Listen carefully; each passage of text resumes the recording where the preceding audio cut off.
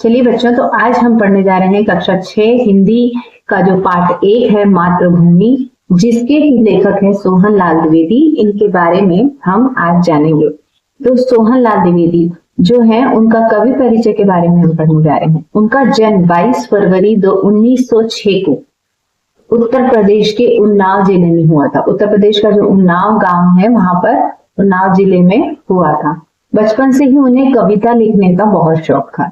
फिर तीसरा पॉइंट आ जाता है कि गांधी जी के विचारों के बारे में बताइए कि गांधी जी के विचारों से बहुत प्रभावित थे।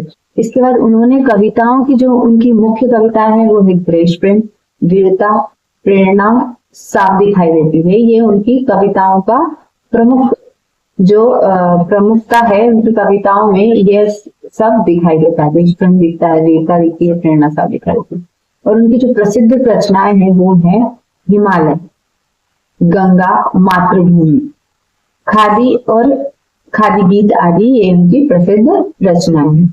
अब स्वतंत्रता आंदोलन यानी जब स्वतंत्रता की लड़ाई चल रही थी, उनके द्वारा उसके दौरान जो है उस समय जो लोग थे उनको वो अपनी कविताओं से प्रेरित करते थे, यानी उनमें ओज भरते थे, वो उनमें जान डालते थे अपने कविताओं के माध्यम से। उन्हें साहित्य के योगदान के लिए पद्मश्री का पुरस्कार भी मिला था, यानी कि वो बहुत अच्छे कवि थे, इसलिए उन्हें कौन सा पुरस्कार मिला? पद्मश्री का। अब यहाँ पे मैंने 5-6 बातें बताई है, आपको उनको याद रखना। जन्म जो है 22 फरवरी 1906 को हुआ। उनको कविता लिखने का शौक था। फिर तीसरा था महात्मा गांधी के विचारों से वो प्रभावित थे। चौथा था उन्हें देश प्रेम, वीरता, प्रेरणा साफ दिखाई देती थी उनके कविताओं में। उसके बाद में उनकी जो मुख्य कविताएं हैं, ये लाइन को मत भूलिएगा, ये जरूर याद रखिएगा। हिमालय, गंगा, मातृभूमि, खादी, ये जो है ये उनकी प्रसिद्ध रचनाएं हैं। इसके बाद स्वतंत्रता आंदोलन में लोगों को अपनी कविताओं से प्रेरित करते थे। वो स्वतंत्रता आंदोलन में अपनी कविताओं से प्रेरित कर रहे थे और उसके बाद में उनको पद्मश्री का पुरस्कार मिला। ये मुख्य बात सोहन लाल द्विवेदी जी के परिचय की मैंने आपको बताई है। अब हम पढ़ते हैं कविता का प्रथम पद्यांश। ऊंचा खड़ा हिमालय, आकाश चूमता है, नीचे चरण तले झुक नित सिंधु झूमता है। तो सबसे पहले इसका अर्थ समझ लेते हैं कि जो हिमालय है उसका किस तरीके से वर्णन किया है। ऊंचा हिमालय भारत के उत्तर दिशा में, ये जो हमारा भारत का नक्शा है उसके उत्तर दिशा में जो है हिमालय पर्वत बहुत ऊंचा है। आकाश को छूता है, अर्थात आकाश से चिपका हुआ नहीं है, आकाश को सचमुच में नहीं छूता। इसका मतलब जब हम नीचे खड़े होकर देखते हैं वो आकाश को छूता हुआ दिखाई देता है, प्रतीत होता है, मतलब दिखाई देता है, ऐसा लगता है कि वो आकाश को छू रहा है। दूसरी बात इसमें लिखा है कि समुद्र का चित्रण, यानी सिंधु जो है इसके बारे में यहाँ पर बताया है। सिंधु किसे कहते हैं? समुद्र। सिंधु मतलब समुद्र। तो हिमालय की तलहटी में, हिमालय की जो तलहटी है उसमें समुद्र की लहरों के साथ झूमता है। किसी महान, ऐसा लगता है मान लो किसी महान व्यक्ति के चरणों में नमन कर रहा हो। तो चलिए हम देखते हैं इनका अर्थ। कवि भारत की प्राकृतिक महानता को उजागर करते हैं, जिसमें हिमालय जैसा विशाल पर्वत संसार में अत्यंत दुर्लभ है और भारत की शान और पहचान है। भारत में अनेक ऊंचे पर्वत तो है, पर दूसरी ओर विशाल समुद्र, यह भारत की विशेषता है, उसके बारे में बताया हुआ है। कवि ने बहुत सुंदर शब्दों का प्रयोग किया है। आकाश चूमना और झूमना, ये प्रकृति को जीवंत बना देते हैं। अब दूसरा जो पद्यांश है उसके बारे में जानेंगे कि गंगा यमुना त्रिवेणी नदियां लहर रही है, जगमग छटा निराली पग पग छहर रही। यमुना जो है, गंगा और यमुना, ये दो नदियां भारत की प्रमुख नदियां हैं। गंगा भारत की सबसे पवित्र महत्वपूर्ण नदी है जो कि हिमालय से ही निकलती है। यमुना गंगा की प्रमुख सहायक नदी है और सरस्वती नदी भी हमारे देश की नदी है। तो ये जो 3 नदियों का संगम बताया, त्रिवेणी, त्रि यानी 3, तो 3 नदियों का संगम यानी गंगा, यमुना, सरस्वती का पवित्र मिलन यहाँ पर प्रयागराज में होता है। वह यहाँ पर बताया है कि गंगा यमुना त्रिवेणी नदियां कैसी है, झूम रही है, लहरा कर चल रही है और जो जगमग छटा निराली पग पग छहर रही है, यानी कि हर जगह पर यह सुंदर प्राकृतिक दृश्य दिख रहा है। तो अब इसको हम समझ लेते हैं। भारत में बहने वाली पवित्र नदियां जैसे गंगा, यमुना और अन्य नदियां भूमि को उर्वरक और पवित्र बनाती हैं। ये नदियां केवल जल नहीं देती हमको, हमारी धर्म और संस्कृति का अभिन्न अंग है। प्राकृतिक सौंदर्य, भारत की भूमि पर कदम कदम पर प्राकृतिक सौंदर्य बिखरा हुआ है, जैसे कि यहाँ पर बताया है कि जगमग छटा निराली पग पग छहर रही है, यानी इसका अर्थ यहाँ पर बताया है कि कदम कदम पर अद्भुत सुंदरता बिखरी पड़ी है, चाहे पर्वत हो, नदी हो, चाहे मैदान हो, सब जगह पर यह होती है। यह भूमि प्राकृतिक रूप से भी महान है और धार्मिक दृष्टि से भी। और यहाँ पर जगमग छटा देखने को मिलती है जो कि हमारा मन मोह लेती है। मतलब हम कहीं जाते हैं तो हमें पहाड़ भी दिखते हैं, नदियां भी दिखती है और ये जगमग छटा हमें दिखाई देती है। अब हम देखेंगे कविता का तृतीय पद्यांश। यह पुण्य भूमि मेरी, यह स्वर्ण भूमि मेरी, यह जन्म भूमि मेरी, यह मातृभूमि मेरी।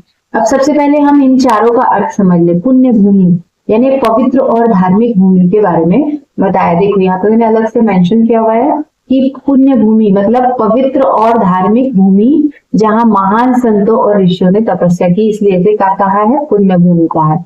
स्वर्ण भूमि, स्वर्ण यानी सोने जैसी अनमोल जो है यहाँ हमारी ये भूमि है। पहले भारत के सोने की चिड़िया भी कहा जाता था। और यहाँ की जो मिट्टी है, यहाँ का जो समृद्ध भूमि है, भूमि मिट्टी वो जो है सोना उगलती है, ऐसा समझते हैं, क्योंकि हमारी जो भूमि है वो उर्वरा शक्ति से परिपूर्ण है, इसलिए यहाँ पे इसे स्वर्ण भूमि कहा गया है।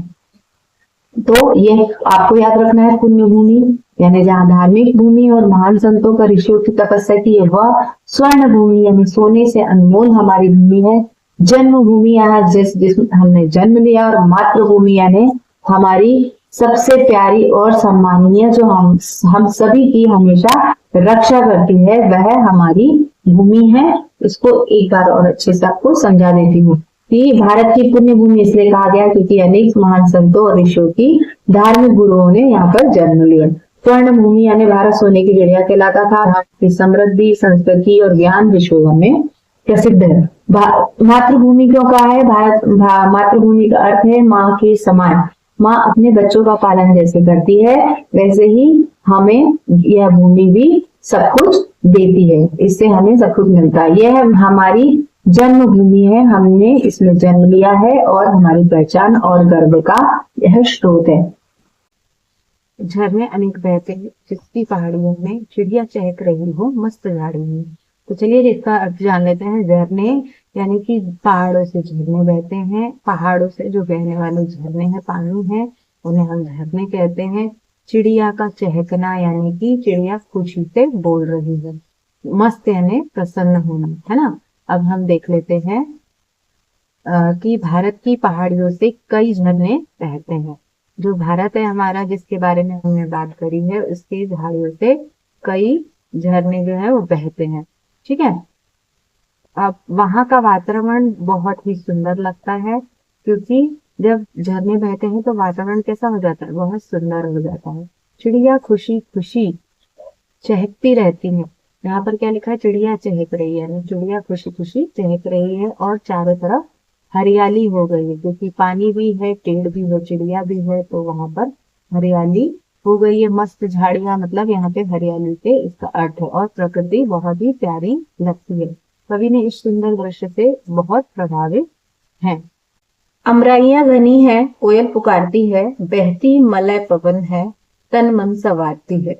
तो यहाँ पे जो अमराइयां है, अमराइयां घनी है। अमराइया यानी क्या होता है? आम जो होते हैं उसकी अमराइया होती है। तो घने आम के जो बाग हैं उनको अमराइया घनी कहेंगे। घनी यानी बहुत सारे जो आम के पेड़ लगे हैं जिस बगीचे में, उसे कहेंगे अमराइया घनी।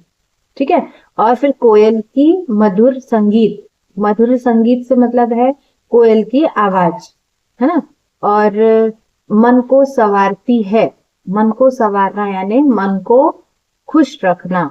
तो अभी हम इसका अर्थ समझ लेते हैं। अमराइयां घनी है, कोयल पुकारती है। भारत के जंगल में बहुत घने और सुंदर है।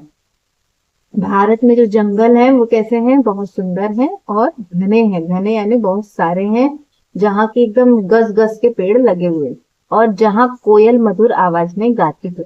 जहाँ पेड़ जो कोयल है वहां मधुर आवाज में गाती है। खासकर कोयल कहाँ? आम के पेड़ों के पास होती है। तो कोयल जो है आम के पेड़ों के पास में गाती है, जहां पर जंगल बहुत घने हैं। और बहती मलय पवन, पवन यानी क्या होता है? पवन यानी होता है हवा। मलय यानी शुद्ध ठंडी हवा। तो ठंडी और शुद्ध हवा बहती रहती है, और यह जो है तन मन संवारती है। और ये जब हम वहां पर रहें, तो जब ठंडी हवा बहती है तो मन क्या हो जाता है, प्रसन्न हो जाता है उस ठंडी हवा से, और वो वातावरण बड़ा प्यारा लगता है। आप कभी बहुत सी बार पिकनिक पे जाते होंगे, या कहीं खेतों में जाते होंगे, या कहीं जंगलों के आसपास कभी कैंपिंग के लिए जाते होंगे, तो आपको कितना अच्छा लगता है। तो उसी तरह अगर आप नहीं भी गए हैं तो एक बार जाकर देखना। तो ये जो है, तब हमारा जो तन मन है बहुत प्रसन्न हो जाता है। तो इसी का इसमें बताया। चलिए चलते नेक्स्ट स्लाइड पर। धर्म और कर्म की भूमि के बारे में इस में बताया गया है। वह धर्म भूमि मेरी, वह कर्म भूमि मेरी, वह जन्म भूमि मेरी और मातृभूमि मेरी। धर्म का धर्म भूमि यानी धर्म का पालन करने वाली भूमि, कर्म भूमि यानी काम करने वाली भूमि। ठीक है। भारत वह देश है जहाँ धर्म की जो है बात की गई है, धर्म भूमि। यहाँ पर धर्म को, वह देश है जहाँ लोग मेहनत करते हैं और अच्छे धर्म और कर्म को महत्व दिया जाता है। हम सभी कहते हैं ना कि हमें अच्छे कर्म करना चाहिए, हमें धर्म का महत्व रखना चाहिए। तो इस तरीके से भी धर्म की भूमि है। कर्म की भूमि है, यहाँ पे लोग काम को महत्व देते हैं और अपने काम पर अपना काम करते हैं और अच्छाई के रास्ते पर चलते हैं। वह जन्मभूमि मेरी, वह जहाँ पर कवि का जन्म हुआ है, हम सबका जन्म हुआ है, तो वह वह जन्मभूमि है। और यह हमारी भारत माता भूमि है, यानी मातृ भूमि है। तो कवि को अपने देश की संस्कृति पर गर्व है और वह भारत को अपनी मातृभूमि मानता है। रघुपति यानी श्री राम जी, बंसी यानी बांसुरी, और यहाँ पे पुनीत लिखा है, इसका अर्थ देख लेते हैं पवित्र।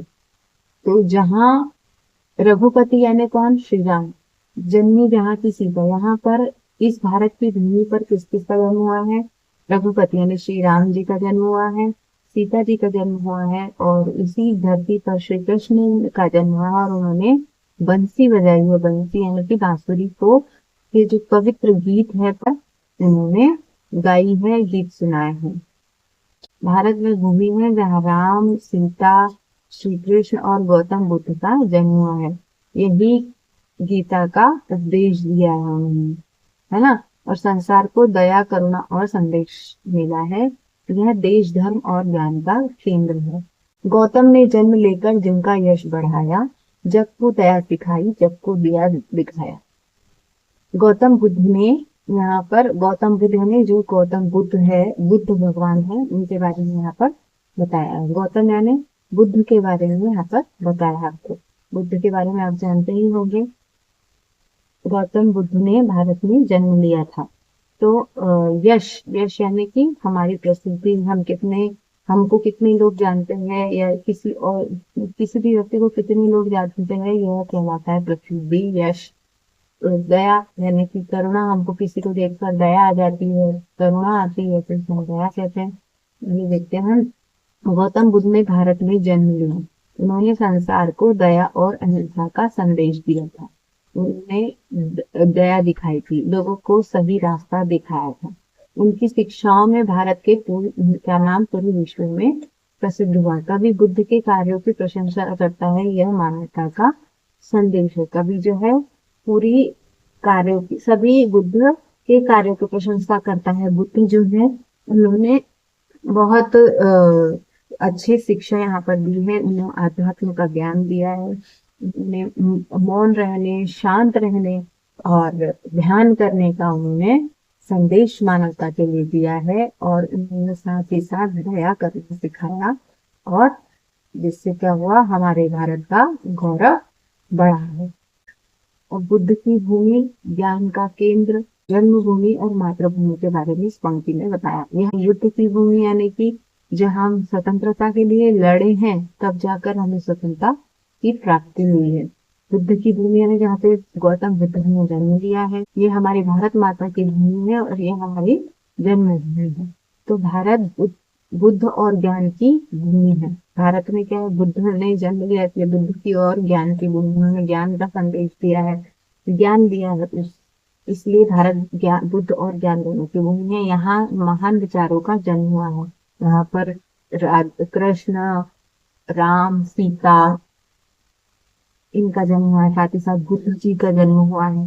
कवि को अपने देश पर बहुत गर्व है और वह भारत को अपनी जन्मभूमि और मातृभूमि दोनों मानता है। उसे अपने देश से सच्चा प्रेम है। कविता देशभक्ति की भावना जगाती है। इस कविता में आपको क्या हो रहा है, देशभक्ति की भावना जागृत हो रही है ना। तो यहाँ पर 4 चीजें बताइए, तो बुद्ध की भूमि, ज्ञान का केंद्र बताया भारत को, फिर मातृभूमि बताइए और जन्मभूमि लेखनी बताइए। चलिए, तो आपका बहुत बहुत धन्यवाद है कि आपने यह देखा और अच्छी चैनल को सब्सक्राइब करना न भूलें। बाय।